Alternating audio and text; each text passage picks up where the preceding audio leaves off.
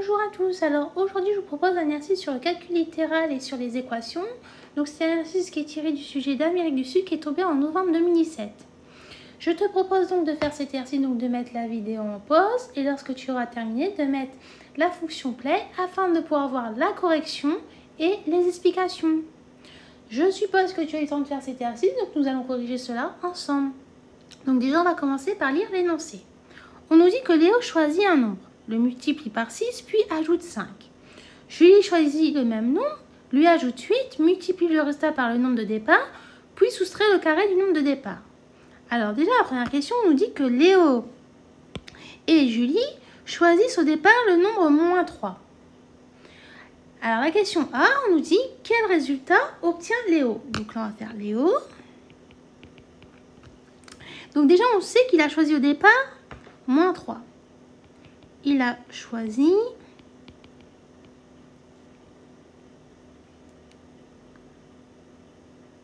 moins 3.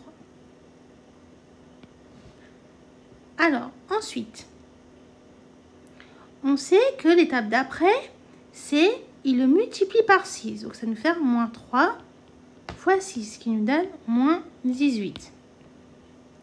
Puis, il ajoute 5, donc ce qui nous fait moins 18 plus 5, qui nous donne moins 13. Donc, Léo obtient moins 13. Ensuite, la question B, on va faire la même chose, mais avec Julie. Donc, ça nous fait Julie. Voilà. On sait qu'elle a choisi moins 3. Donc là, on sait que l'étape d'après, c'est qu'elle doit ajouter 8. Donc, on va faire moins 3 plus 8, ce qui nous donne 5. Elle multiplie le résultat par le nombre de départ. Donc, c'est-à-dire qu'elle va faire 5 fois moins 3, ce qui nous donne moins 15. Puis, soustrait le carré du nombre de départ. Donc, c'est-à-dire qu'elle va faire moins 15, moins 3, le tout au carré. Ce qui nous donne moins 15, moins 9, qui nous donne moins 24. Donc, elle obtient moins 24. Julie obtient moins 24. Ensuite, la question 2. Elle nous dit quoi? Quel nombre positif doit-il choisir au départ pour obtenir le même résultat? Donc ça, c'est une question qui est classique, qui tombe souvent au brevet. Donc en fait, là, le but de cette question, c'est déjà que tu dois modéliser le problème, donc le petit programme de Léo sous forme de calcul littéral, sous forme d'une expression algébrique. Pareil pour le programme de Julie, tu vas mettre sous forme d'une expression algébrique. Et ensuite, pour répondre à la question, tu vas devoir résoudre une équation du premier degré. Donc, on va faire tout ça. Donc, déjà, on va noter, on note x, le nombre choisi au départ.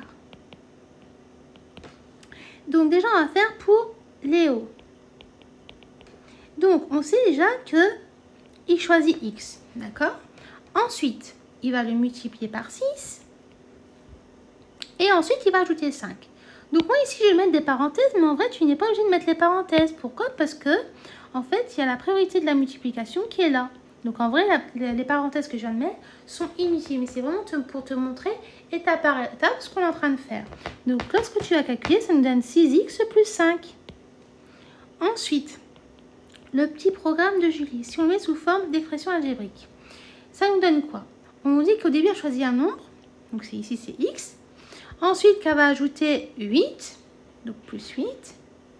Et ensuite, qu'elle va le multiplier par le résultat. Donc, c'est-à-dire qu'elle va faire fois x. Mais sauf qu'il faut faire attention ici.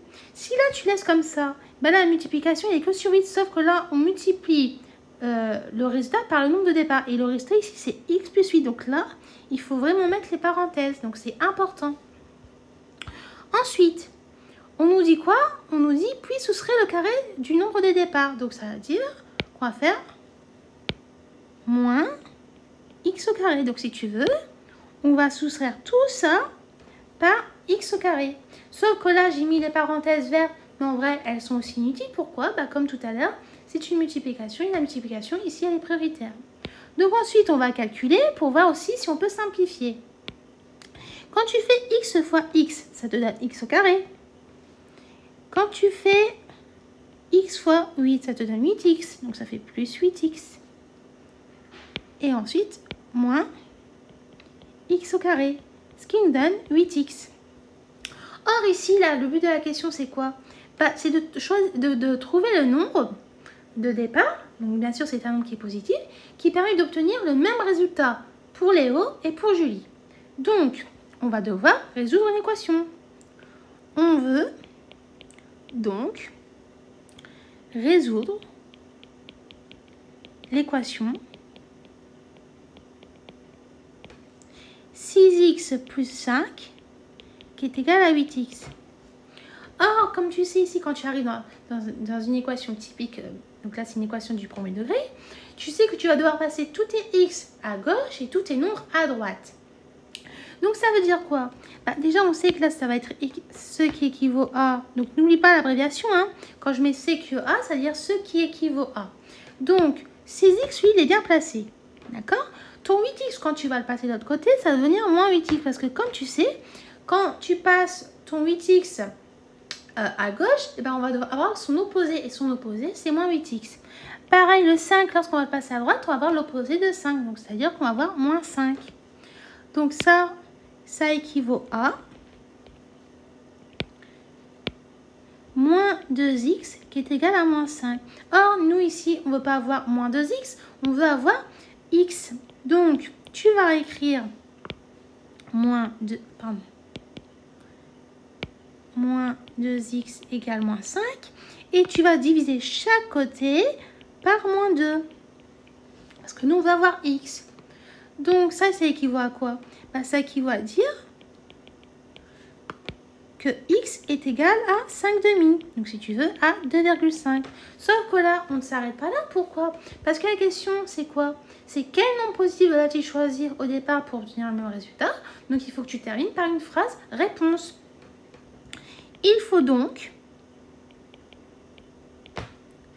choisir le nombre 2,5 pour que Léo et Julie obtiennent le même résultat. Voilà, donc là on a terminé par la correction de cet exercice. Donc j'espère que toutes les explications ont été claires pour toi et je te dis donc à bientôt et au revoir.